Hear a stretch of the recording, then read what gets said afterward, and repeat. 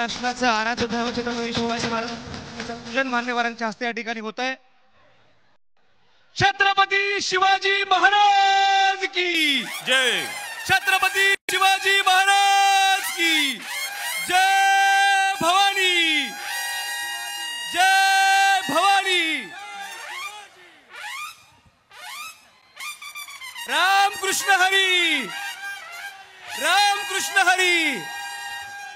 यानंतर कर्नाटकचे राष्ट्रवादी नेते उत्तम अण्णा पाटील आपलं मनोगत व्यक्त करतील। संपूर्ण महाराष्ट्रामध्ये होत असलेल्या विधानसभेच्या निवडणुकीच्या प्रचारासाठी आज इचलकरंजी येथे महाआघाडीचे उमेदवार आदरणीय मदनजी कारंडे साहेब यांच्या प्रचारासाठी या ठिकाणी खास करून उपस्थित असलेले आपल्या सगळ्यांचे लाडके आणि आमचे दैवत आदरणीय पवार साहेब या ठिकाणी उपस्थित झाले आहेत। मी आपल्या सर्वांच्या वतीने प्रथमतः त्यांचं मनपूर्वक स्वागत या ठिकाणी इचलकरंजी नगरीमध्ये करतो। मी जास्त वेळ घेणार नाही, सभेला उशीर झालेला आहे। मी एवढंच सांगतो, या वेळेला इचलकरंजीमध्ये परिवर्तन व्हायला पाहिजे म्हणजे पाहिजे। होणार की नाही आपण सगळ्यांनी हात वर करून सांगायचं आहे। अब नहीं तो कब नहीं, अभी नहीं तो कभी नहीं। आणि वरुण राजाची सुद्धा हजेरी या ठिकाणी लागलेली आहे। सगळ्यात महत्वाचं म्हणजे शुभलग्न यांनी हजेरी लावलेली आहे। ज्या वेळेला साहेब येतात आणि पाऊस पडतोय तर काय होतंय आपल्याला मित्रांनो माहित आहे। त्यामुळे नक्की बदल इचलकरंजीमध्ये होणार यात शंका नाही। येणाऱ्या निवडणुकीमध्ये आपण सर्वांनी आपला पक्ष, आपल्या पक्षाची कामं जे काय आहेत ते आणि उमेदवार यांचं कार्य घराघरापर्यंत पोहोचवण्याचं काम आपण सर्व कार्यकर्त्यांची जबाबदारी आहे। आणि येणाऱ्या या 4-5 दिवसांमध्ये आपण सर्वजण आपलं सर्व काही बाजूला ठेवून फक्त आणि फक्त आपल्या पक्षासाठी आणि मदनजी कारंडे साहेबांसाठी आपण या ठिकाणी द्यायचं आहे। अनेक लोक इथे येऊन प्रचार करत आहेत, परंतु वस्त्रोद्योगावरती कोणीही बोलत नाही। अनेक नेते इथे येऊन गेले, देशावरचे मुद्दे घेऊन आले।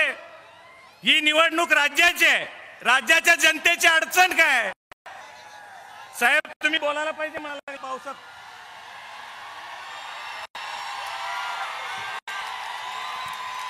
महाराष्ट्राचा बुलंद आवाज, पवार साहेब तुम आगे बढ़ो।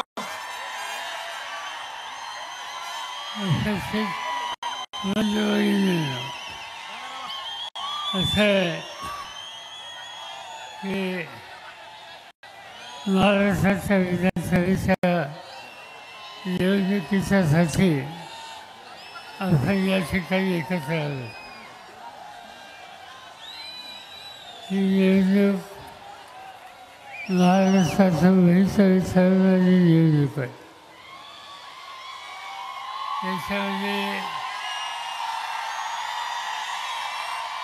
याच्यामध्ये माझा आणि जाहीर सभेचा आणि पावसाचा काही संबंध आहे। महाराष्ट्रामध्ये अनेक वेळेला मी बोलायला उभं राहिलो की पावसाची सुरुवात होते आणि तशा परिस्थितीमध्ये बोलल्याच्या नंतर निवडणुकीचा निकाल हा चांगला लागतो। मला आनंद आहे की आज इचलकरंजी मतदारसंघातून मदनराव कारंडे, हातकणंगलेमधून राजूबाबा आवळे, शिरोळमधून गणपतरावजी पाटील, व्यासपीठावरचे सगळे प्रमुख नेते आणि उपस्थित बंधू-भगिनींनो,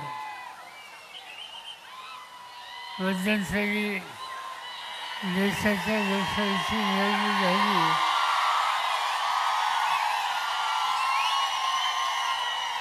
आता विधानसभेची निवडणूक आहे।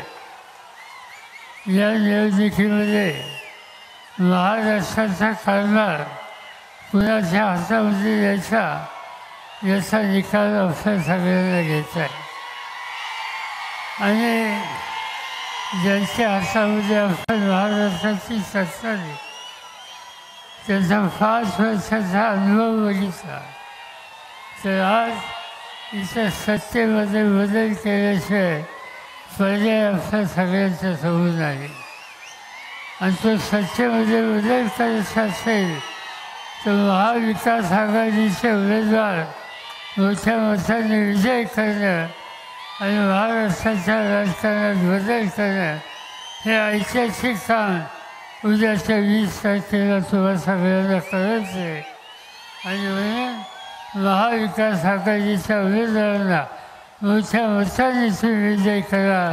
माझी खात्री आहे की महाराष्ट्र राज्याचं होणार नाही. यापेक्षा अधिक या ठिकाणी बोलावं असं मला वाटत नाही.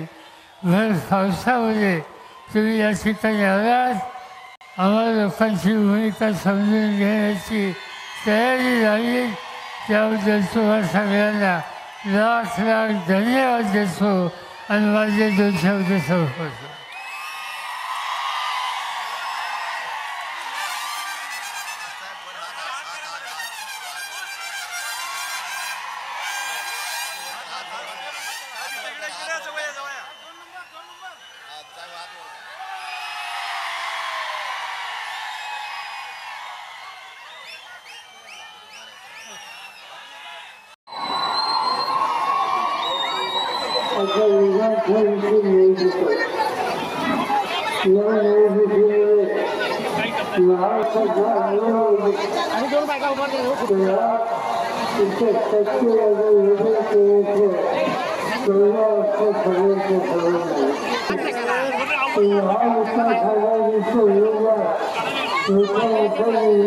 मी आपल्या सर्वांच्या वतीनं प्रथमतः त्यांचं मनपूर्वक स्वागत या ठिकाणी इचलकरंजी नगरीमध्ये करतो. मी जास्त वेळ घेणार नाही, सभेला उशीर झालेला आहे. मी एवढंच सांगतो